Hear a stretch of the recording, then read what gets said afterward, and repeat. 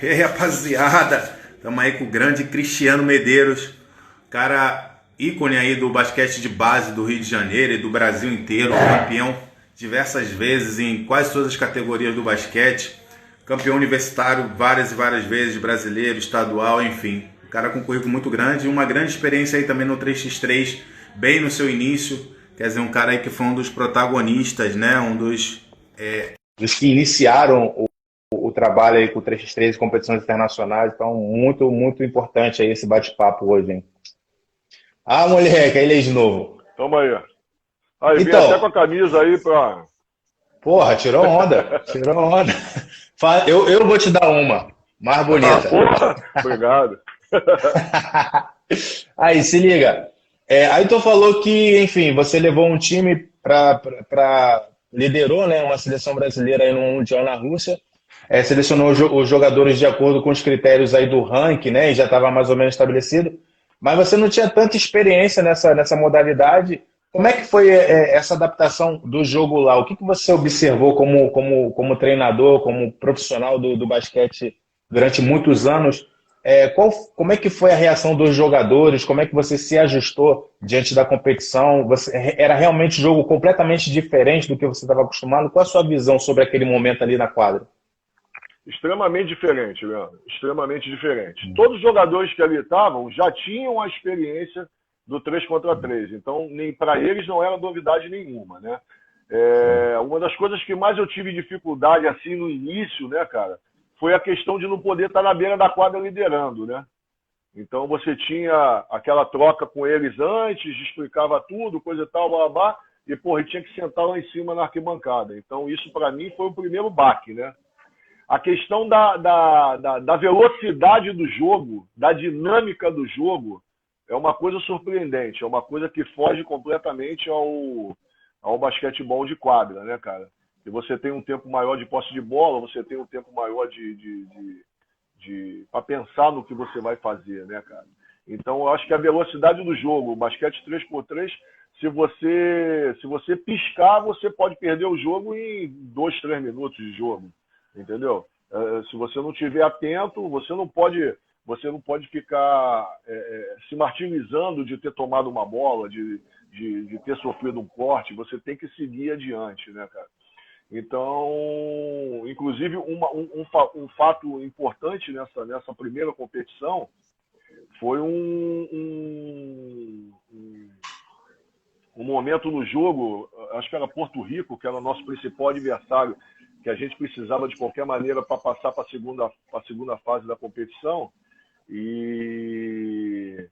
Eu já tinha combinado com todos os atletas que as alterações só seriam desenhadas por mim, que eu falaria com quem estava do lado de fora para entrar. E em um determinado momento da partida, eu não recordo quem estava fora, mas era o Gustavo, eu não lembro quem estava fora agora, se era o Marcão que estava fora ou se era o Douglas, eu não lembro quem estava fora. E aí nós acertamos, a gente estava acho que com 5 pontos na frente, 6 pontos na frente. A gente estava bem no jogo, faltando 1 minuto mais ou menos, 1 minuto e meio de jogo. A gente estava com o jogo controlado para a vitória. E aí o jogador que estava fora chamou o Gustavo e substituiu. E assim que teve a substituição, nós tomamos 5 pontos consecutivos. Uma bola de 3, uma bola de 2, e o time deu uma descontrolada e nós perdemos a porra do jogo.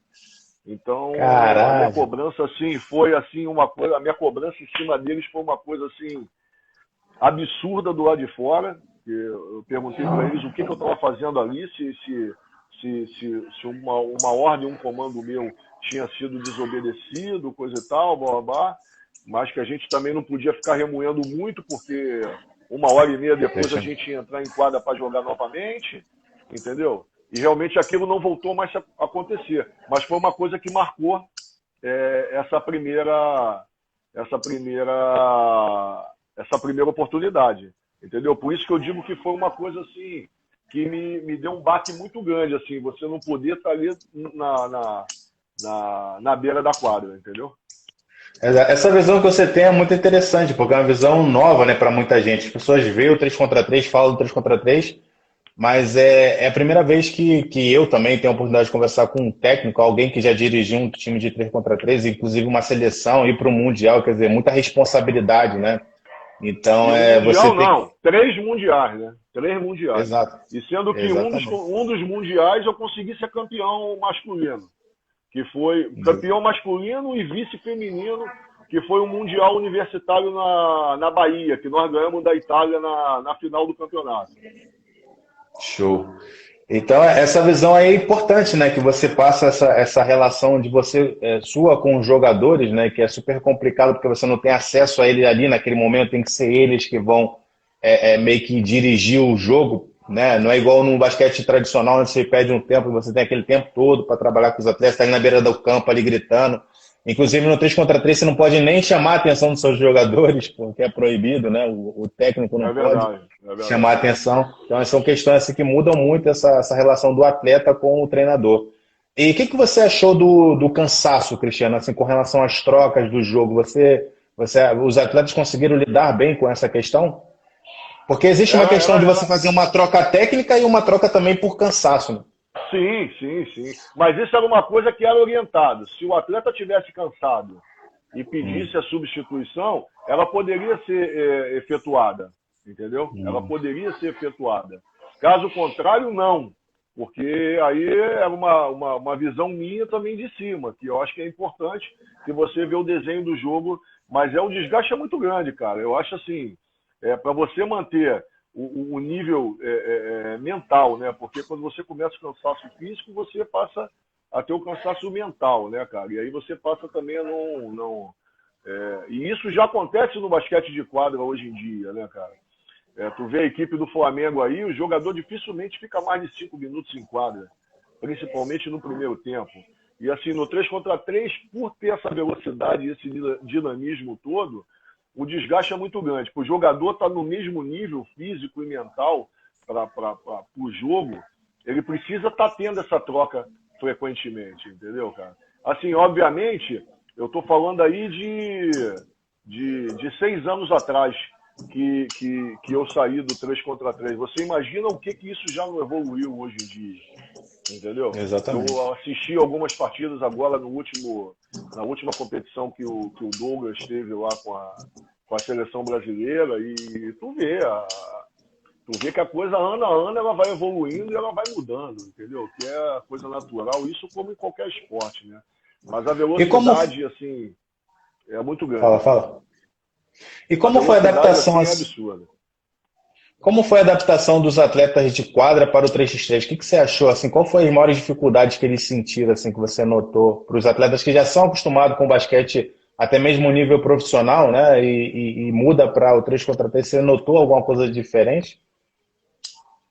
Ô, Leandro, significativamente não, porque esses atletas, ele mal ou bem, eles já jogavam as competições 3 contra 3, entendeu, cara? Eles já jogavam essas competições 3 contra 3.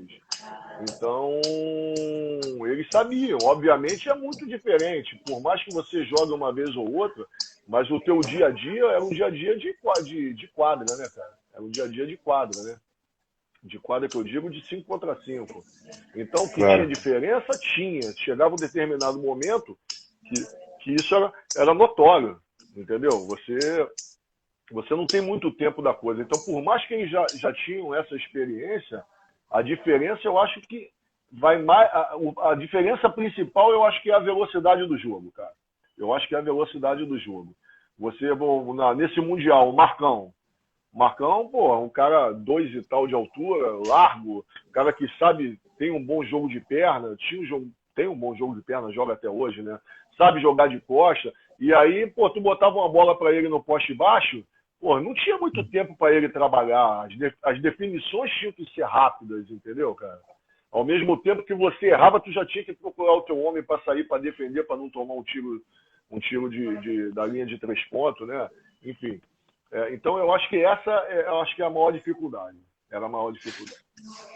Você percebeu alguma equivocação assim no sentido de que você imaginava que alguns atletas responderiam de uma maneira, por exemplo, o Marcão, que era um cara alto, de repente você achou que ele é alto, forte, vai conseguir fazer um jogo duro ali embaixo, e chegou na hora do jogo, por você se deparar com essa velocidade, né, do 3x3, que é totalmente diferente, e perceber que a final não funcionava e que foi uma surpresa para você tudo isso, até por você não ter tido tantas experiências, né? Foi a primeira competição que você fez aí com a seleção.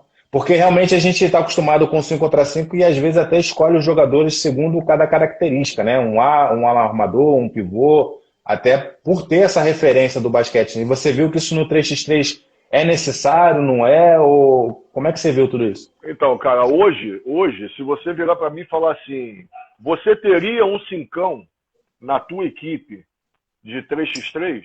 Eu falo não. Se eu pudesse escolher, eu escolheria jogadores mais versáteis, entendeu?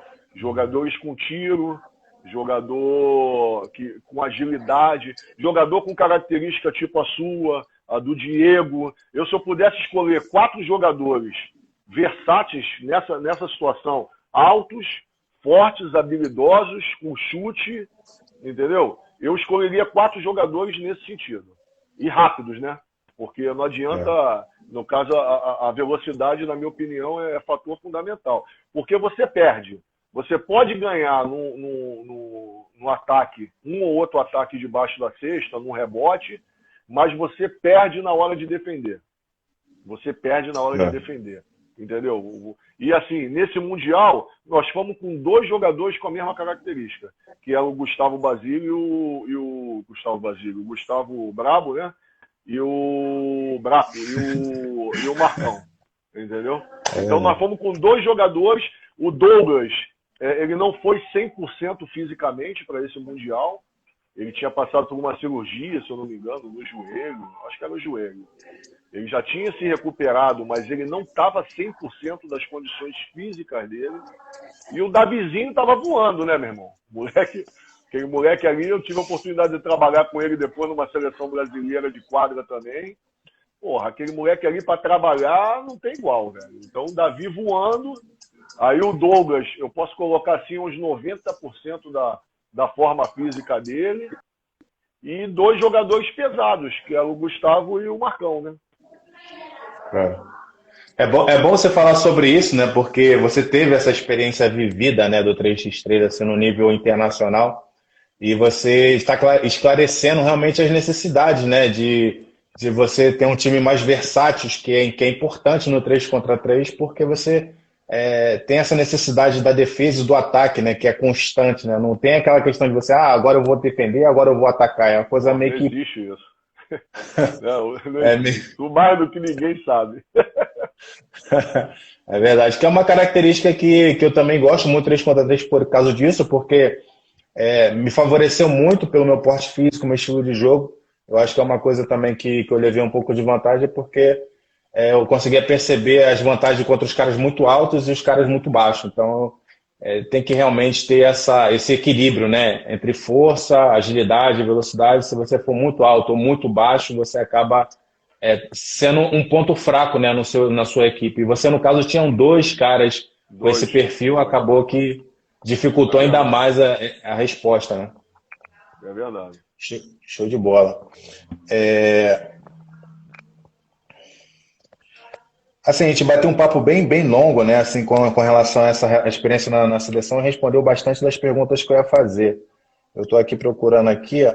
Assim, você teve a oportunidade de jogar, de ver, né, e de competir contra um dos melhores times, o melhor time do mundo, né, que é a Sérvia. Hoje, no ranking, eles não estão tão bem posicionados como antes, não são os primeiros, mas continuam sendo o time referência aí no mundo. O que você achou do time desses caras? O que você acha que é o ponto forte dos caras? Como é que você viu eles jogar? Como é que você sentiu o jogo dos sérvios, dos Novi Sad? Cara, a escola sérvia de basquete, por si só, já é uma escola ímpar, né, cara? Todos os jogadores ali, se eu não me engano, eram jogadores saídos de quadra, do 5 contra 5, né? Eu acho que, assim, eles conseguiram a profissionalização antes do que todo mundo, que isso é o mais importante. Então, eles conseguiam viver dessa competição. A competição na Europa do 3x3, Era uma coisa que durava o ano todo, não era como aqui no Brasil, que você tinha eventos esporádicos para você participar. Lá não. Nós fomos jogar um Mundial Sub-18 na Hungria e, ao mesmo tempo, estava se tendo uma competição na Hungria. Estava se tendo uma competição adulta. E os caras estavam lá, participando da competição.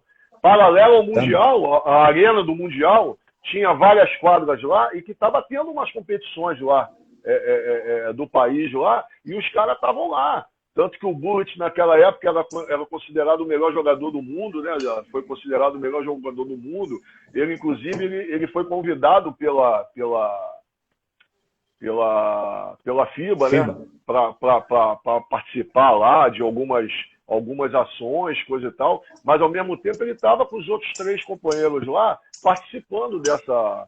Então, eu acho que eles terem se tornado profissionais, eles estarem vivendo única e exclusivamente daquilo, porque os prêmios do 3x3 são prêmios em dinheiro, então que dava a chance deles também, a quantidade de patrocínio que eles tinham na ocasião, né? Então, eu acho que assim eles conseguiram se manter aí no topo aí durante muitos anos. É verdade, isso é um fator que pesa muito, né? E a parte de que, como você disse, eles iniciaram primeiro essa organização, né? Então, o mesmo time até hoje, quer dizer, eles conseguiram ganhar uma experiência de grupo que no 3x3 é muito importante, né? Eu não sei Muito como é que você vê importante. isso, mas eu acho que essa relação dos jogadores entre si, a quantidade de treino, né? Que é uma deficiência que a gente ainda tem nas seleções brasileiras, né? De não ter muito tempo para Justamente. trabalhar o time. Então é uma coisa fundamental no 3x3 e que eles têm tudo esses recursos e que faz, enfim, eu acho que é o espelho para o mundo, né? A gente tem que se fixar neles, no que eles estão fazendo, porque é o que a gente precisa fazer também para poder alcançar esse nível aí tão desejado, né? Pelos caras. É verdade. Assim, o que que você acha com relação ao jogo externo? Se você, porque na minha visão eu entendo que a bola de 2, né, que é a bola de fora, ela é muito importante. Então, assim, eu vejo um jogo montado com jogadores com essa característica muito bem apurada, né, com uma possibilidade muito alta de chute de fora, que é uma característica dos europeus. Você notou isso também nos caras? Eles chutam muita bola? Como é que é isso? Notei, Leandro. O que eu falei, a versatilidade, né? Se eu pudesse hoje montar uma equipe e escolher os 4 jogadores, com certeza, dos 4, 3 tinham que matar bola, se não os 4. Se não desse para botar os 4 jogadores matando bola, mas que 3 tivesse um poder de chute de fora bom, entendeu? Com qualidade, porque eu acho que é fundamental. Eu acho que você consegue, eu não digo nem ter uma certa tranquilidade no jogo, porque no 3x3 você não consegue ter, né? Como eu falei, faltando 1 minuto e 10, eu perdi um jogo para Porto Rico com 5 pontos, 6 pontos na frente. Não me recordo agora.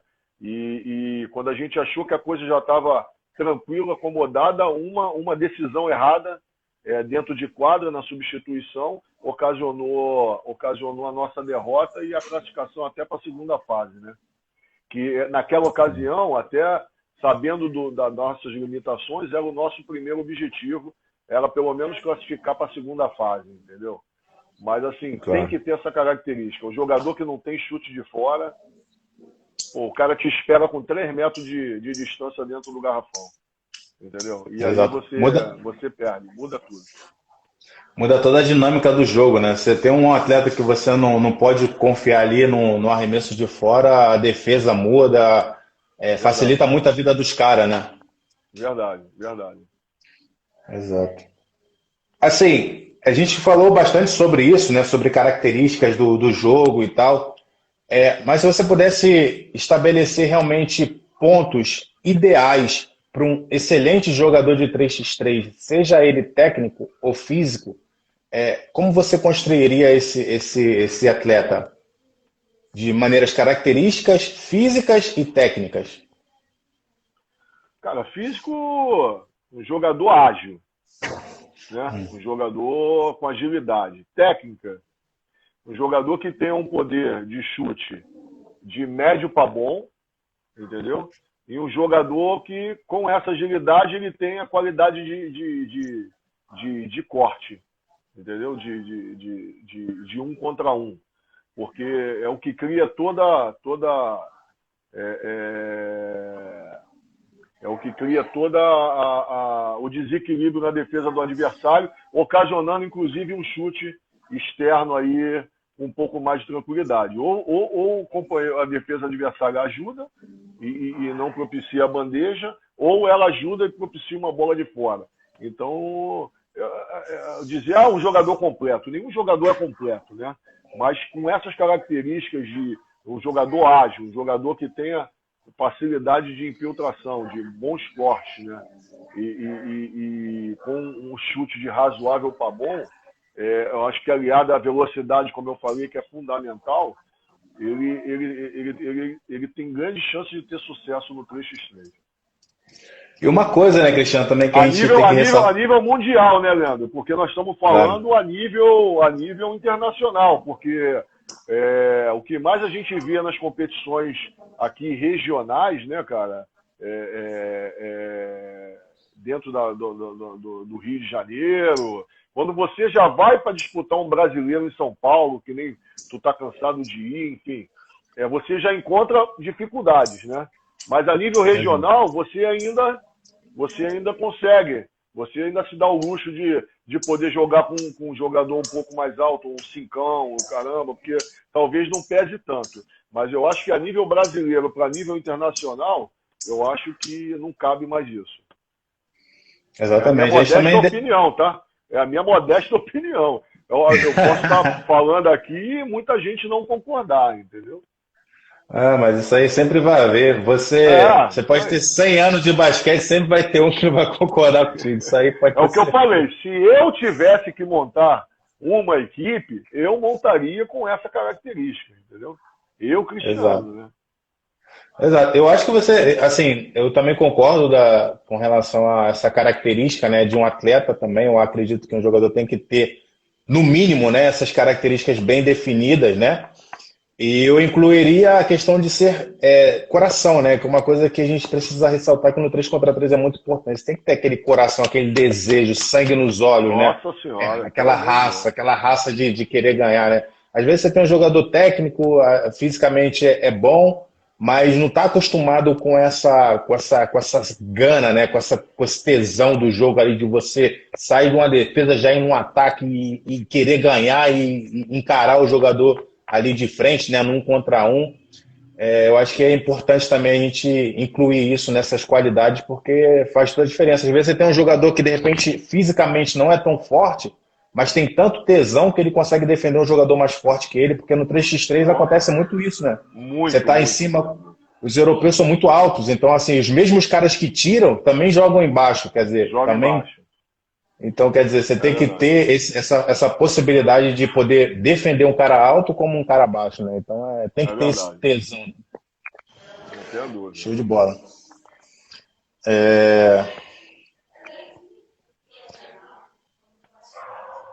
Assim, se você hoje tivesse a comando de uma seleção brasileira para ir, por exemplo, para um Mundial outra vez, com a experiência que você tem depois de ter participado dessas competições, depois de ter sido até campeão mundial aí na Bahia, né? Ter ido a 3 mundiais, enfim, visto os melhores times do mundo jogando. Hoje, depois de tanto tempo com essa evolução, né? Eu tenho acompanhado alguns jogos aí da atualidade. Como você prepararia uma seleção hoje de 3 contra 3? Qual seria a sua prioridade? Qual treinamento você dedicaria mais tempo? Boa pergunta, cara. Eu acho que assim, a questão física é fundamental. A questão física é fundamental. E eu adaptaria meus treinamentos com a realidade dos jogos, entendeu? Sempre treinando de acordo com o relógio, monitorando os atletas nas ações ofensivas deles. Obviamente contando com essa qualidade técnica já estamos falando em nível de seleção brasileira, mas eu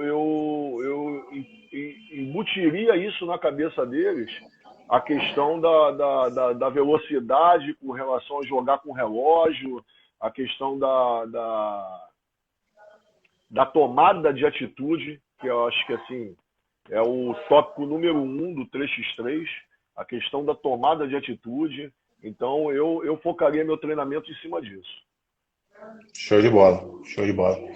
Agora é sua vez de ser técnico de um time. Eu vou criar um time, vou te dar a oportunidade de escolher 4 jogadores da NBA para montar um time de 3 contra 3. E você tem que dizer quem você escolheria e por que você escolheria. Se é que algum jogador da NBA tem que explicar por que escolheria, né? Só tem monstro lá, mas assim, Cara, caracteristicamente. KD, Kevin Durant, Anthony Davis. Eu colocaria o Klay Thompson. Klay Thompson. Show de bola. Timassem. Tava ruim? Será que perde? Ruim? Porra, será que perde pra alguém, não? Será que dá pra jogar com o sérvio? Puta merda. Caraca. E agora, nacionalmente, se você pudesse levar dentro do elenco da seleção brasileira de 5 contra 5, e tivesse que escolher 4 jogadores para fazer uma seleção de 3 contra 3, quem você levaria? Da seleção brasileira atual? Isso. Ou de qualquer outra seleção que você já viu jogar. Pode ser também. Cara, eu acho que o Alex Brabo.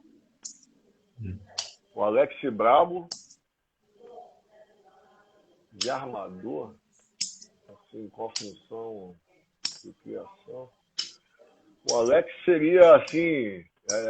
Eu e o Coronel, a gente conversava muito sobre ele, assim, a característica dele, né? Força física. Cara, é incrível. Aquele dali ia ser perfeito pro 3x3. Isso aí, porra, perfeito. Cara, o Jonathan, que hoje faz parte. Tô falando da seleção brasileira de hoje, né? O Jonathan do Flamengo é um cara que tem características perto disso. Um jogador que tem chute, tem corte, é um cara que consegue defender bem 1 contra 1.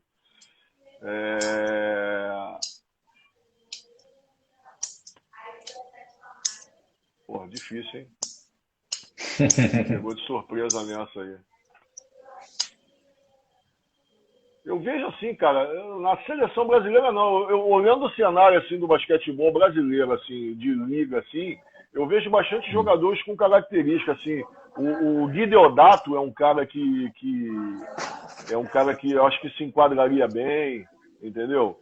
O Diego, que tá no Botafogo, pô, nem se fala pela vivência dele também em basquete de rua, né, cara? De estatura um pouco mais baixa, mas com características parecidas, assim, de força física com o Alex. O Henrique Coelho do Botafogo é um cara, assim, que aguenta o tranco, a dinâmica do jogo. Eu acho que ele é um cara que se enquadraria bem no 3x3, entendeu? Enfim, cara, a gente vê, assim, alguns jogadores e acham que poderia se adaptar bem à nova modalidade, né? Mas o mais importante disso aí é que você vê que você já tem uma visão, né, sobre que existem jogadores mais característicos, né, de uma nova modalidade, né? Você vê que por mais que todos os jogadores profissionais sejam de basquete, mas você vê que tem jogadores que se enquadram mais no 3 contra 3, né, que diferencia realmente essa questão, né, porque por mais que o basquete seja basquete, o 3x3 é uma nova modalidade e necessita outros critérios de jogo, né, de perfil para você poder... Ô, Leandro, você é a prova viva disso que você está falando, né, cara? Porque tu bota aí 99% da tua vida dentro do basquete foi dedicado ao basquete de rua. Era onde você se sentia melhor. Eu tive a oportunidade de te dirigir em quadra, eu acho que 3 anos, né, no Vasco, faculdade, o caramba, junta tudo aí, de repente, uns 3 anos. E assim, em determinados momentos da partida, a gente sentia em você uma ansiedade. Uma ansiedade em querer fazer a coisa que às vezes atrapalhava, né? A velocidade de querer decidir rápido, entendeu? Uma bola que de repente, se você tivesse um capricho maior, você com certeza não erraria, entendeu? Então, é o que eu falo, você é o espelho do que você está falando, porque eu consegui te ver jogando 3x3, não te dirigir, mas consegui te ver jogando várias vezes, e eu consegui porra, te dirigir e te ver jogando um 5 contra 5, entendeu? Então, é isso aí, justamente que você está falando, cara. Não tenha dúvida. Exato. Prova que é uma modalidade nova e que existem algumas características que são muito importantes para você realmente conseguir um sucesso aí no 3 contra 3. Show de bola, cara. A experiência é incrível, assim, né? A gente poder falar do 3 contra 3. Eu queria te agradecer por você estar me ajudando, porque na verdade o intuito desse bate-papo é as pessoas que eu chamo me ajudarem a falar do 3x3, porque a gente sabe que é um esporte novo, que por mais que seja olímpico, por mais que nós que estamos envolvidos com ele, sabemos do quanto ele é grande, enfim. Mas o Brasil ainda precisa conhecer o 3x3 e pessoas como você, que conhecem muito do basquete, que são pessoas referências, que têm uma opinião muito forte aí no mundo do basquete, falar do 3x3 ajuda muito a gente, nos ajuda muito, porque a gente sonha um dia em fazer com que o 3x3 cresça no Brasil e se torne mais profissional para mais pessoas aqui, né, no país. E atitudes como essa que você está tendo hoje são fundamentais. Eu te agradeço todo o coração aí. Pessoalmente, porque tu é meu amigo, né? Eu só chamei os meus amigos mais próximos, porque eu sei que nem todo mundo tem esse tempo, tem essa disponibilidade. E te agradeço de todo o meu coração. Mas tem uma última pergunta. Assim, quem te ensinou o macete da bala house preta? Não. Quem me ensinou. Não pode mentir. Não pode mentir. Você não pode. Você que não pode mentir. Presta atenção. Quando você chegou no Vasco e com 21 anos, tu não tinha nem namorada. E já começava por aí. Isso? Tu não tinha nem namorada. Aí na favela, rapaz, me respeita. Eu te abracei, te coloquei debaixo do braço, comecei a te dar algumas dicas, aí você arrumou uma namoradinha, aí eu falava pra você, aí uma vez eu virei pra você e falei assim, cara, tenta bala house preta, não pode ser qualquer bala. Aí você falou, aí chegou no dia seguinte lá no Vasco, você rindo, assim, cara, todo saltitante. Eu falei, que é, Leandro? Aí, adotei a bala house com a minha namorada, ela, adorou, agora eu vou ter sempre ela comigo. Eu falei, mais uma dica que pra tu anotar aí no teu caderninho que eu te ajudei. Aí tu, sou grato a você, aí, queria me abraçar, me beijar. Então, cara, assim, tu não pode transportar isso pra mim, uma coisa que eu te dei a aula, entendeu?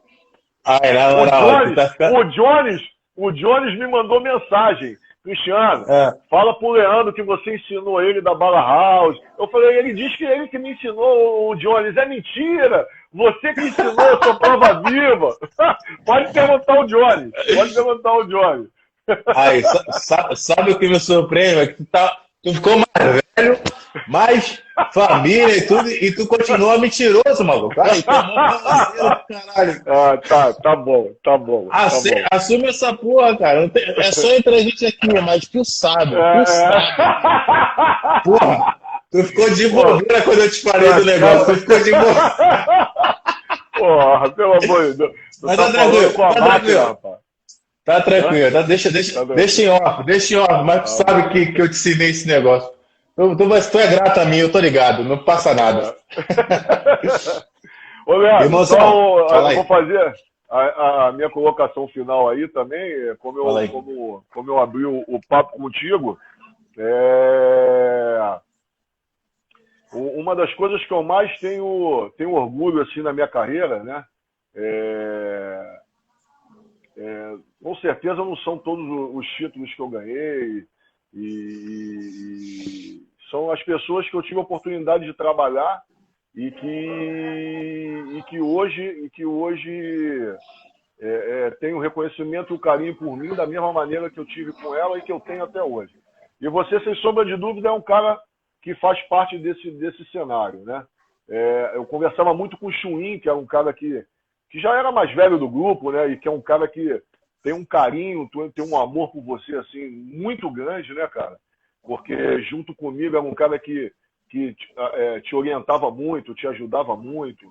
com todo o cenário que você tinha de vida, né, cara? Da maneira como você se criou, que você correu atrás dos seus objetivos, trabalhando na praia, na areia quente, vendendo coisa em barraquinha de praia, para conseguir uma grana. Então, com toda essa história de vida tua, e assim, hoje, as coisas que você já alcançou e que você ainda tem muito para alcançar, hoje te ver novamente jogando por uma seleção brasileira, que nem foi a última convocação que você estava presente, morando na Europa, casado, enfim, meu irmão, isso tudo assim, juro por Deus, do fundo do meu coração, cara, eu sinto muito orgulho, porque mesmo com pouco tempo que nós tivemos assim de amizade e de contato direto, né, foram momentos assim muito importantes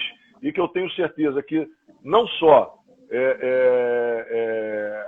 você me ajudou em muita coisa, contribuiu com muita coisa para mim, eu também acho que eu também devo ter contribuído com alguma coisa para você. E a prova disso é esse carinho recíproco que a gente tem um pelo outro, mesmo sem a gente sem se ver, milhões de anos. Hoje com a internet parece que a gente está sempre muito próximo, né, cara? Porque tu me vê na rede social, eu te vejo na rede social, a gente está sempre se acompanhando das nossas vidas, né, cara? Então, eu agradeço demais. Eu acompanhei um pedaço da live com o Ricardinho, tua, acompanhei um pedaço da live com o Agra, né? Acompanhei um pedaço da live com a Cristal, que estava nesse Mundial na Rússia com a gente, na seleção feminina. Ela era a número 1 na época do ranking. Enfim, e eu tenho visto aí teu trabalho aí, e sempre com a sua prioridade de vida, que é os 3x3. Não é à toa que você já alcançou e ainda tem muito para alcançar aí no meio do basquete 3x3. Te agradeço de coração, cara, e sempre aqui disposto para o que for preciso para te ajudar aí e no que você precisar. Obrigado, né, irmão? Sabe que é recíproco tudo isso aí que você falou. Acho que é aquilo que você falou mesmo. Depois de tantos anos sem se falar, basta a gente trocar meia palavra, já é suficiente para a gente recuperar todo esse tempo perdido. Parece que não passou tanto tempo assim. E eu acho que é isso a amizade, né? Eu acho que é isso que a gente leva do esporte, mais que qualquer outra coisa, né? Poder criar esses laços tão fortes, né? O Chuin também. Pô, o Chuin ele acha que é meu pai. Cara. Tava dando treino outro dia lá no Vasco, Eu tava dando um treino no Vasco antes da pandemia, um pouquinho antes da pandemia, 2 semanas antes da pandemia. E, cara, eu saindo de casa para ir pro Vasco um dia, eu passei e vi um carro da SEG. O Chuin, engenheiro da SEG hoje em dia, né, cara? Vi um carro da SEG, eu falei, cara, quantos anos eu não falo com o Chuin? Qualquer dia eu vou dar uma ligada para ele, para ver como é que ele tá. Aí ao mesmo tempo eu falei assim, cara, se eu ligar para ele, a primeira coisa que ele vai fazer vai falar assim, tá precisando de alguma coisa?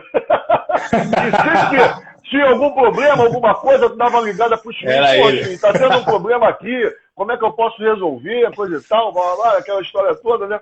Aí, cara, tô no Vasco dando treino, acabei meu treino, quando eu olho pro portão, quem vem entrando pelo portão? O Chuin com a esposa. Eu virei pra ele, cara, eu parei de falar pro meu time, fiquei até emocionado na hora, né, cara? Falei assim, cara, eu não tô acreditando que tu tá vindo aqui. Aí ele, o que foi?